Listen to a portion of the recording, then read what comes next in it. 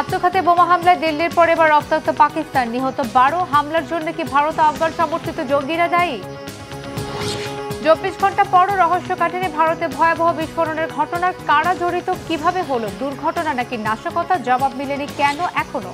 মহান আল্লাহ তাআলার নূরের ঝলকে পুড়ে ছাই হয়েছিল রহস্যময় পাহাড় জাবালে মুসা, সেটি এখন নেই কেন, কোথায় হারালো, কি বলছেন গবেষকরা? আসসালামু আলাইকুম, দেখছিলেন Bangla vision world news headline. এবারে বিস্তারিত। ভারতের পর এবার রক্তে ভাসল প্রতিবেশী পাকিস্তানও। রাজধানী ইসলামাবাদের একটি আদালত ভবনের বাইরে শক্তিশালী আত্মঘাতী বোমা হামলায় নিহত হয়েছে অন্তত 12 জন, আহত আরও কমপক্ষে 36। পুলিশ জানিয়েছে, আদালতে ঢুকতে না পেরে প্রবেশমুখে আত্মঘাতী হামলাকারী বোমার বিস্ফোরণ ঘটায়। কিন্তু কে বা কারা এই হামলা চালিয়েছে, এজন্য ভারত ও আফগানিস্তানকে কেন দুষছে পাক সরকার, কি বলছেন বিশ্লেষকরা? থাকছে রিফাত জামানের ডেস্ক রিপোর্টে। এই ধোঁয়া যেন শুধু হামলার নয়, এটি যেন ইঙ্গিত দিচ্ছে নতুন যুদ্ধ বা সংঘাত শুরুর। এরই মধ্যে জোরালো হয়েছে নয়া সংঘাতের সম্ভাবনাও। আবারও কি পাকিস্তান ও আফগানিস্তানের মধ্যে ভয়াবহ রক্তক্ষয়ী সংঘাত শুরু হবে? আবারও কি প্রতিবেশী দুই দেশ যুদ্ধে জড়াবে? শুধু আফগানিস্তান নয়, আরেক প্রতিবেশী ভারত কি ফের পাক বাহিনীর টার্গেটে পরিণত হবে? কেন নতুন এই হামলার জন্য ভারতকে দুষছে পাক সরকার? ঠিক কতটা দায়ী মোদী সরকার? এই প্রশ্নগুলো উঠেছে মঙ্গলবার পাকিস্তানের রাজধানী ইসলামাবাদের একটি আদালত ভবনের বাইরে শক্তিশালী আত্মঘাতী বোমা হামলায় অন্তত 12 জন নিহত। আর এই হামলার দায় পাকিস্তান ভিত্তিক জঙ্গি গোষ্ঠী তেহরিকি তালেবান টিটিপি স্বীকার করার পরই, যে গোষ্ঠীটিকে আফগান তালেবান সরকার ও ভারত সমর্থন দেয় বলে দীর্ঘদিন ধরে অভিযোগ করে আসছে পাকিস্তান। জবাবে কি বলছে ভারত ও আফগান সরকার? টিটিপি কি চাইছে? কেন তারা বারবার পাক নিরাপত্তা বাহিনীকে লক্ষ্য করে হামলা চালাচ্ছে? পুলিশ জানিয়েছে, আদালতে প্রবেশ মুখে স্থানীয় সময় মঙ্গলবার দুপুর 1:15টার দিকে আত্মঘাতী হামলাকারী এই বিস্ফোরণ ঘটায়। সে সময় মামলা সংক্রান্ত কাজে যাওয়া বিপুল সংখ্যক মানুষ ও দর্শনার্থীদের ভিড় ছিল আদালতের ভেতর ও বাইরে। পুলিশ জানিয়েছে, হামলাকারী আদালতে ঢোকার জন্য প্রায় 12 মিনিট বাইরে দাঁড়িয়েছিল, তবে পুলিশের গাড়ি থাকায় সে ব্যর্থ হয়। পরে আদালতের গেটে পুলিশের গাড়ির পাশেই বোমার বিস্ফোরণ ঘটায় সে। তাদের ধারণা, নিরাপত্তা বাহিনীকে টার্গেট করেই আত্মঘাতী হামলা চালায় বোমা হামলাকারী। হামলার পর ধোঁয়া আর রক্তে ভেসে যায় ওই এলাকা, ছড়িয়ে ছিটিয়ে পড়ে থাকে মৃতদেহগুলো। প্রত্যক্ষদর্শীরা জানিয়েছে, বিস্ফোরণটি এতই শক্তিশালী ছিল যে শব্দ 6 কিলোমিটার দূর পর্যন্ত শোনা গেছে। আমরা আমাদের গাড়ি পার্ক করে গেটে ঢুকে পড়ার 30 থেকে 35 মিনিট পর বিকট জোরে বিস্ফোরণ হলো। বিশাল বিস্ফোরণ, সবখানে আগুন জ্বলছিল, মানুষের শরীরের বিভিন্ন অংশ ছড়িয়ে ছিটিয়ে ছিল। চারিদিকে চিৎকার আর আতঙ্কিত মানুষেরা ছুটে যাচ্ছিল। হামলার পরেই তীব্র নিন্দা জানিয়ে এজন্য ভারতকে দায়ী করেছেন পাকিস্তানের প্রধানমন্ত্রী শাহবাজ শরীফ। হামলার ঘটনা দ্রুত তদন্ত করে দোষীদের কঠোর শাস্তির নির্দেশ দিয়েছেন তিনি। শুধু টিটিপি নয়, হামলার পেছনে ভারত সমর্থিত বেলুচ বিদ্রোহী গোষ্ঠীগুলোকেও সন্দেহ করছে ইসলামাবাদ।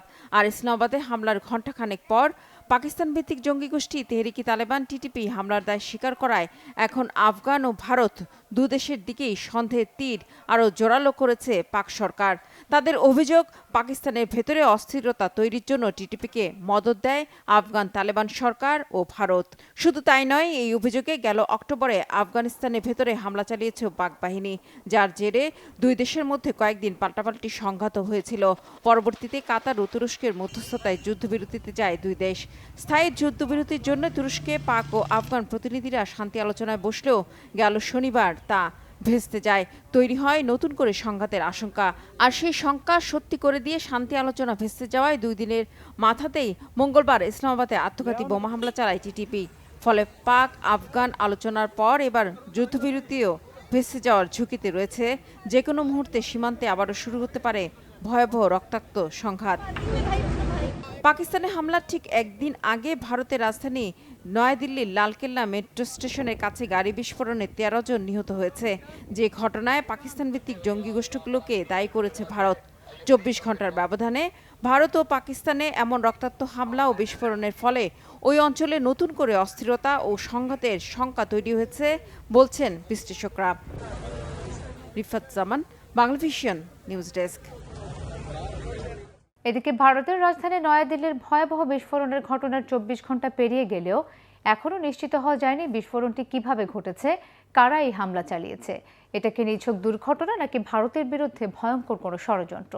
এর পেছনে অন্য কোনো দেশের হাত রয়েছে কিনা? যদিও এরই দৃশ্যে এর সাথে জম্মু ও কাশ্মীরের ডাক্তার ওমর আবদুল্লাহ জড়িত বলে সন্দেহ করা হচ্ছে। ষড়যন্ত্রকারীরা রেহাই পাবে না বলে হুঁশিয়ারি দিয়েছেন প্রধানমন্ত্রী নরেন্দ্র মোদী। এই ঘটনার পর ভারত জুড়ে ছড়িয়ে পড়েছে আতঙ্ক, জারি হয়েছে রেড অ্যালার্ট। হাফিজুল ইসলামের ডেস্ক রিপোর্টে বিস্তারিত। রাজধানী দিল্লির বুকে ভয়ানক বিস্ফোরণের ধাক্কায় কেঁপে উঠেছে গোটা ভারত। গত 10ই নভেম্বর সন্ধ্যায় ঐতিহাসিক লালকেল্লা মেট্রো স্টেশনের কাছে ব্যস্ত সড়কে মুহূর্তেই ছিন্ন ভিন্ন হয়ে যায় একটি হুন্দাই i20 গাড়ি। হতাহতের সংখ্যা নিয়ে হিসাব নিকাশের মাঝেই দেশজুড়ে ছড়াচ্ছে আতঙ্কের ঢেউ। Red alert, NIA, elite commando বাহিনী, NSG ও ফরেনসিক টিমের মতো সংস্থাগুলোর ব্যস্ত তৎপরতায় বাতাসে উঠছে বেশ কিছু অমীমাংসিত প্রশ্ন। খোদ দিল্লির কেন্দ্রে কিভাবে ঘটল এমন ভয় ধরানো বিস্ফোরণ? কারা ছিলেন গাড়িটির প্রকৃত মালিক ও যাত্রী? এটি কি নিছক একটি দুর্ঘটনা নাকি এর আড়ালে রয়েছে পরিকল্পিত হামলার গভীর কোনো ষড়যন্ত্র? সন্ত্রাসী হামলা হয়ে থাকলে কী ছিল এর মূল লক্ষ্যবস্তু? উন্নয়নের গালভরা গল্প নিয়ে ব্যস্ত থাকায় ক্ষমতাসীন মোদী সরকার ব্যর্থ হয়েছে রাজধানী দিল্লির নিরাপত্তা দিতে, এমন মন্তব্য বিজেপি সমালোচকদের। তবে সাম্প্রতিক সময়ে এমন মর্মান্তিক হামলার মুখোমুখি আগেও হতে হয়েছে ভারতকে। 2008 সালে বড় ধরনের হামলার কবলে পড়ে নয়াদিল্লি। রাজধানীর দুটি বাজার এলাকায় তখন ঘটানো হয়েছিল একাধিক বোমার বিস্ফোরণ। 2008 সালে সন্ত্রাসী হামলার শিকার হয় দেশটির আরেক মেগাসিটি মুম্বাই। ওই হামলায় নিহত হয়েছিলেন 165 জনের বেশি মানুষ। এছাড়াও সরকারি বেসরকারি সূত্র অনুসারে 2005 সাল থেকে এখন পর্যন্ত বোমা হামলায় ভারতের বিভিন্ন শহরে প্রাণ হারিয়েছেন 4 শতাধিক মানুষ। দিল্লির কাছাকাছি হরিয়ানা থেকে সম্প্রতি জব্দ করা হয় বিপুল পরিমাণ বিস্ফোরক ও অস্ত্র। এর সঙ্গে লালকেল্লা বিস্ফোরণের যোগসূত্র আছে কিনা খতিয়ে দেখছে তদন্তকারী সংস্থাগুলো। বিস্ফোরণ ঘটাতে অ্যামোনিয়াম নাইট্রেট ওয়েল ব্যবহারের আলামত পাওয়া গেছে বলেও বিভিন্ন সূত্রে জানা গেছে। পুলিশ গাড়ির মালিক সালমানকে গ্রেফতারের দাবি করলেও গাড়িটি কয়েকবার হাতবদল হওয়ার কারণে মূল মালিক নিয়ে থাকছে ধোঁয়াশা। উত্তপ্ত পরিস্থিতিতে বাংলাদেশ, পাকিস্তান ও ভারতের নেপাল লাগোয়া সীমান্তে সর্বোচ্চ সতর্ক অবস্থায় আছে ভারতীয় সীমান্তরক্ষী বাহিনী। জড়িত ষড়যন্ত্রকারীদের কিছুতেই রেহাই না দেওয়ার হুঁশিয়ারি দিয়েছেন প্রধানমন্ত্রী নরেন্দ্র মোদী। আজ আমি এসেছি অত্যন্ত দুঃখ ভারাক্রান্ত মন নিয়ে। গতকাল সন্ধ্যায় দিল্লিতে যে ভয়াবহ ঘটনা ঘটেছে তা আমাদের সবাইকে গভীরভাবে শোকাহত করেছে। আমি ক্ষতিগ্রস্ত পরিবারের দুঃখ অনুভব করতে পারছি। আমি এই ঘটনার তদন্তে জড়িত সব সংস্থার সঙ্গে সারা রাত ধরে যোগাযোগ রেখেছিলাম। আলোচনা চলছিল এবং তথ্য পাওয়ার নানা রকম সূত্র একত্রিত করা হচ্ছিল। আমাদের সংশ্লিষ্ট সংস্থাগুলো এই ষড়যন্ত্রের মূল পর্যন্ত পৌঁছে যাবে। ষড়যন্ত্রকারীরা কোনোভাবেই রেহাই পাবে না। যারা এর জন্য দায়ী তাদের সবাইকে বিচারের মুখোমুখি করা হবে। इसके पीछे के षड्यंत्रकारियों को बख्शा नहीं जाएगा। প্রত্যক্ষদর্শীদের বর্ণনা অনুযায়ী 10ই নভেম্বর একটি ধীরগতির গাড়ি ট্রাফিক সিগন্যালে থামার পর মুহূর্তেই বিকট শব্দে বিস্ফোরণ ঘটে। আগুন ছড়িয়ে পড়ে আশেপাশের গাড়ি ও অটোরিকশায়। মাত্র কয়েক মিনিটে পুরো এলাকা পরিণত হয় ধ্বংসক্ষেত্রে। বিস্ফোরণের জেরে কেবল দিল্লি নয়, পুরো কলকাতা, মুম্বাই, জয়পুর, লখনৌ সহ সব বড় বড় শহরে জারি করা হয় উচ্চ সতর্কতা। বিভিন্ন বিমানবন্দর, রেল স্টেশন ও সরকারি ভবন রয়েছে রেড অ্যালার্টের আওতায়। শোক আর আতঙ্কে জর্জরিত গোটা ভারতে এখন প্রশ্ন একটাই, এটা কি দুর্ঘটনা নাকি আসন্ন বড় কোনো নাশকতার ইঙ্গিত? হাফিজুল ইসলাম, বাংলা ভিশন। আইএস জঙ্গি দমনে মার্কিন নেতৃত্বাধীন জোটের সঙ্গী হতে যাচ্ছে সিরিয়া। যুক্তরাষ্ট্র ও সিরিয়ার প্রেসিডেন্টের ঐতিহাসিক বৈঠকের পর এই তথ্য নিশ্চিত করেছে হোয়াইট হাউস। কিছুদিন আগেও তালিকাভুক্ত জঙ্গি নেতা, বর্তমানে সিরিয়ার অন্তর্বর্তী সরকারের প্রেসিডেন্ট আহমেদ আল শারার সাথে সোমবার হোয়াইট হাউসে বৈঠক করেন মার্কিন প্রেসিডেন্ট ডোনাল্ড ট্রাম্প। গেল শুক্রবার ওয়াশিংটন আল শারার ওপর থেকে জঙ্গি তকমা তোলার পরদিন যুক্তরাষ্ট্রে সফরে যান শারা। প্রেসিডেন্ট ট্রাম্প বলছেন, সিরিয়া পুনর্গঠনে আল শারা যুক্তরাষ্ট্রের আস্থা ও আকাঙ্ক্ষা পূরণ করতে পারবেন বলে আশাবাদী ওয়াশিংটন। সিরিয়ার সাথে ইসরায়েলের চুক্তির অগ্রগতি নিয়েও কথা বলেন তারা।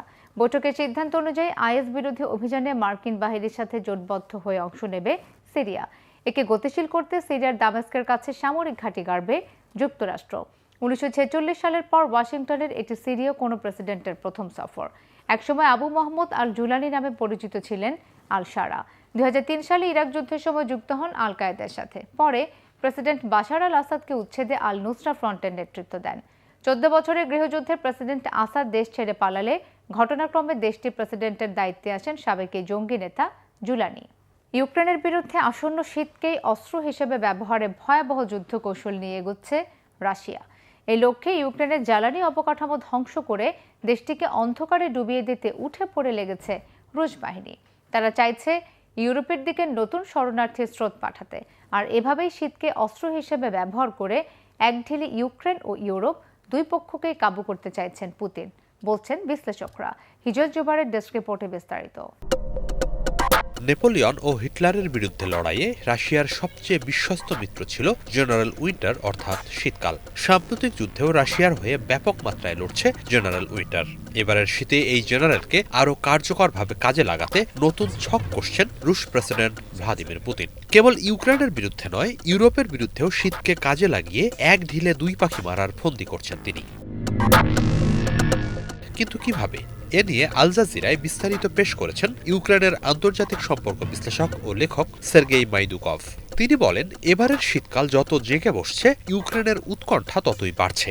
ইউরোপীয় মিত্র ফ্রান্স ও যুক্তরাজ্যের নেতৃত্বে জোটগত সহায়তা সত্ত্বেও শহরগুলোতে বিদ্যুৎ সরবরাহ ও ঘরবাড়ি উষ্ণ রাখা নিশ্চিত করা কঠিন থেকে কঠিনতর হয়ে পড়ছে ইউক্রেনের জন্য। কারণ এবারের শীতে ইউক্রেনকে অন্ধকারে তলিয়ে দিতে রাশিয়ার সেনারা দেশটির গুরুত্বপূর্ণ জ্বালানি অবকাঠামোর ওপর হামলা বাড়াচ্ছে। তাদের লক্ষ্য শীত পুরোপুরি নেমে আসার আগেই ইউক্রেনের বিদ্যুৎ ও গ্যাস সরবরাহ ব্যবস্থা অকেজো করে দেয়া। সের্গেই মাইদুকভ বলেন, শীত সামনে রেখে পুতিন এখন যুদ্ধের ভরকেন্দ্র ইউক্রেনের জ্বালানি ও সরবরাহ অবকাঠামোর দিকে ঘুরিয়েছেন। প্রথম দৃষ্টিতে এবারও গত দুই শীতকালের পুনরাবৃত্তি হবে বলে মনে হতে পারে, কিন্তু না, এবার কৌশল অনেকটাই পাল্টেছে। 2022 ও 23 সালে রাশিয়া ইউক্রেনকে ঠান্ডায় জমিয়ে আত্মসমর্পণ করাতে চেয়েছিল। সেই কৌশল ব্যর্থ হয়। পুতিন চাইছেন এবার শুধু ইউক্রেনকে শাস্তি দেয়া নয়, বরং শীত ও বিদ্যুৎহীনতার মানবিক বিপর্যয় ঘটিয়ে ইউরোপকেও অস্থিতিশীল করে তুলতে। 2022 সালে ফেব্রুয়ারির শেষ দিকে রাশিয়ার পূর্ণ মাত্রার আগ্রাসন শুরু হলে ট্রেন, ব্যক্তিগত গাড়িতে ও হেঁটে পশ্চিমে পালিয়ে গিয়েছিল লাখ লাখ ইউক্রেনীয়। দ্বিতীয় বিশ্বযুদ্ধের পর সেটিই ছিল ইউরোপের সবচেয়ে বড় শরণার্থী স্রোত। যদি ইউক্রেনের জ্বালানি অবকাঠামো পুরোপুরি ভেঙে পড়ে, তাহলে নতুন করে আরও বিধ্বংসী হয়ে শরণার্থী ঢেউ আছড়ে পড়তে পারে। এটাই এবারের শীতকালকে অস্ত্রে পরিণত করার ক্ষেত্রে পুতিনের নৃশংস পরিকল্পনা, বলছেন মাইদুকভ। ইউক্রেনের প্রতি পশ্চিমাদের সহানুভূতি সত্ত্বেও আরেকটি শরণার্থী ঢেউ ইউরোপকে ভয়াবহভাবে বিপর্যস্ত করে দিতে পারে। তখন কেবল অর্থনৈতিক নয়, নৈতিক পরীক্ষাও আসবে ইউরোপীয়দের সামনে। তীব্র শীত থেকে বাঁচার জন্য পালিয়ে আসা অসহায় ইউক্রেনীয়দের তারা সীমান্ত থেকে ফিরিয়ে দেবে, নাকি জন অসন্তোষের মুখেও মানবিক দায়িত্ব হিসেবে তাদের জায়গা দেবে? পরিসংখ্যান বলছে, বর্তমানে ইউরোপে আছে প্রায় 50 লাখ ইউক্রেনীয় শরণার্থী। এর মধ্যে জার্মানি 12 লাখ ও পোল্যান্ড 9 লাখ শরণার্থীকে আশ্রয় দিয়েছে। এ দুই দেশের নাগরিক শুরু থেকেই এই শরণার্থীদের প্রতি উদার ছিল, কিন্তু যুদ্ধের ক্লান্তি ধীরে ধীরে জেঁকে বসছে, বদলে যাচ্ছে জনমত। এবছরের শুরুতে ইউক্রেন যখন তরুণদের জন্য সীমান্ত পার হওয়ার বিধিনিষেধ শিথিল করেছিল, তখন প্রায় 1 লাখ ইউক্রেনীয় পুরুষ পোল্যান্ডে প্রবেশ করে। তাদের মধ্যে অনেকেই আবার জার্মানিতে চলে যায়। এতে জনমনে অসন্তোষ তৈরি হয়। গত বছর জার্মানিতে ইউক্রেনীয় শরণার্থীদের জন্য খরচ হয়েছে 6 বিলিয়ন ইউরো। অন্যদিকে জার্মানির নতুন রক্ষণশীল সরকার বারবার বাজেট কাটছাঁট করার কথা বলছে। পোল্যান্ডেও পালিয়ে আসা তরুণ ইউক্রেনীয় পুরুষদের নিয়ে জনমনে ক্ষোভ তৈরি হয়েছে। পুতিন ভালো করেই জানেন, মরিয়া ইউক্রেনীয়দের ইউরোপীয় ইউনিয়নের সীমান্তের দিকে ঠেলে দেওয়াটা কার্যকর কৌশল। এই শীতে ইউক্রেনের জ্বালানি অবকাঠামো যদি ধ্বংস হয়, তাহলে লাখ লাখ মানুষ পোল্যান্ড কিংবা রোমানিয়া ও হাঙ্গেরির দিকে ছুটতে থাকবে। সীমান্ত পেরিয়ে উস্কানিমূলক কর্মকাণ্ড ও ড্রোন আক্রমণের মতো ঘটনা পরিস্থিতিকে আরও উত্তেজিত করতে পারে, আর তাতে ইউক্রেন সহ ইউরোপের দেশগুলোতেও দেখা দেবে নতুন বিপর্যয়। এ লক্ষ্য সামনে রেখেই জোর গতিতে রুশ সেনারা ইউক্রেনের বিদ্যুৎ কেন্দ্র, গ্যাস সংরক্ষণাগার ধ্বংস করে চলেছে। এ অবস্থায় অনাগত দিনের আতঙ্ক আর উদ্বেগও অস্ত্র হয়ে উঠেছে ইউক্রেনীয়দের বিরুদ্ধে। হিজল জোবায়ের, বাংলা ভিশন। মহান আল্লাহ তাআলার নূরের ঝলকে পুড়ে ছাই হয়ে গিয়েছিল রহস্যময় পাহাড় সিনাই পর্বত বা জাবালে মুসা। কালের পরিক্রমায় হারিয়ে গেছে পর্বতটি, কিন্তু এখনো চলছে গবেষণা। এর মধ্যে মিশর ও সৌদি আরবের 2টি পাহাড়ে পাওয়া গেছে কিছু নিদর্শন। কেন এখনো খুঁজে পাওয়া যায়নি জাবালে মুসা? পাহাড়টির অবস্থান নিয়ে কি বলছেন গবেষকরা? ডেস্ক রিপোর্টে জানাচ্ছেন ইমরান মাহমুদ। মহান আল্লাহর নূরে মুহূর্তে ধুলোয় মিশিয়ে যায় পাহাড়। পাহাড়টির নাম সিনাই পর্বত, যা জাবালে মুসা নামেও পরিচিত। ইসলামী বিশ্বাস মতে এই পর্বতে নবী মুসা আলাইহিসসালাম আল্লাহর কাছ থেকে তাওরাত লাভ করেন। ঘটনাটি পবিত্র কোরআনে বর্ণিত থাকলেও বিশ্ব মানচিত্রে কেন এখনও খুঁজে পাওয়া যায়নি সিনাই পর্বত? কেন এখনও গবেষণা চালিয়ে যাচ্ছেন গবেষকরা? পবিত্র কোরআনের একাধিক সূরায় এই ঘটনাটি বর্ণিত আছে। আল্লাহ যখন মুসা আলাইহিসসালামকে পাহাড়ের উপর ডাকলেন কথা বলার জন্য, তখন মুসা আলাইহিসসালাম আল্লাহকে দেখার ইচ্ছা প্রকাশ করেন। আল্লাহ তখন নিজের নূরের ছোট্ট এক ঝলক প্রকাশ করেন সিনাই পর্বতে, আর মুহূর্তেই সেই পর্বত পুড়ে ছাই হয়ে যায় এবং মুসা আলাইহিসসালাম জ্ঞান হারান। ইসলামী তাফসিরবিদ ইবনে কাসির রাহিমাহুল্লাহর ব্যাখ্যা অনুযায়ী এই পর্বতের অবস্থান ছিল তুর সিনাই নামক এক মরুভূমি অঞ্চলে, যেখানে আল্লাহ মুসা আলাইহিসসালামকে 10টি আদেশ ও তাওরাত দান করেছিলেন। কিন্তু প্রশ্ন হচ্ছে, এই পর্বত আসলে কোথায়? ইতিহাসবিদদের মতে বর্তমান মিশর ও সৌদি আরবের সীমানা অঞ্চলে সিনাই উপদ্বীপে যে পাহাড়কে মাউন্ট সিনাই বলা হয়, সেটিকেই অনেকে কুরআনে বর্ণিত তুর পাহাড় বলে মনে করেন। তবে আধুনিক গবেষণায় দেখা যাচ্ছে সৌদি আরবের উত্তর পশ্চিমে আলবত শহরের কাছাকাছি জাবাল আল লাউজ নামের এক পর্বতও কোরআনের বর্ণনার সাথে মিলে যায়। 2018 সালে বিবিসিতে প্রকাশিত একটি প্রতিবেদনে বলা হয়, 1980 সালের দিকে আমেরিকান অভিযাত্রী রন ওয়াওয়াট এবং পরে রেলফ মাউন্ট এই পাহাড়কে বাস্তব তুর পাহাড় হিসেবে দাবি করেন। তাদের মতে এই পাহাড়ের চূড়া কালো হয়ে আছে আগুনে পোড়া পাথরের মতো, যা কোরআনে বর্ণিত আল্লাহর নূর দ্বারা পাহাড় ধ্বংস হওয়ার সঙ্গে মিলে যায়। তবে প্রত্নতাত্ত্বিকভাবে এর কোনো নিশ্চিত প্রমাণ পাওয়া যায়নি। মিশর সরকার দীর্ঘদিন ধরে দাবি করে আসছে সিনাই উপদ্বীপের সেন্ট ক্যাথরিন পাহাড়ই প্রকৃত তুর পাহাড়, কারণ সেই স্থানে এখনও প্রাচীন খ্রিস্টান মঠ রয়েছে, যা 6ষ্ঠ শতকে নির্মিত হয়। অন্যদিকে সৌদি আরব দীর্ঘদিন এই বিষয়ে আনুষ্ঠানিক গবেষণার অনুমতি দেয়নি, যার ফলে তর্ক বিতর্ক থামেনি। ইতিহাসবিদরা বলছেন, সময়ের প্রবাহে ভূতাত্ত্বিক পরিবর্তন, আগ্নেয়গিরির ক্রিয়া এবং মরুভূমির বালুর কারণে অঞ্চলগুলো হয়তো প্রাচীন সেই পর্বতের অবস্থানকে পুরোপুরি ঢেকে দিয়েছে। আবার ইসলামী তাফসির অনুযায়ী আল্লাহ চাইলে কোনো নিদর্শন লুকিয়ে রাখতে পারেন, যাতে মানুষ অন্ধবিশ্বাসে না পড়ে এবং ঈমানের পথে বিচলিত না হয়।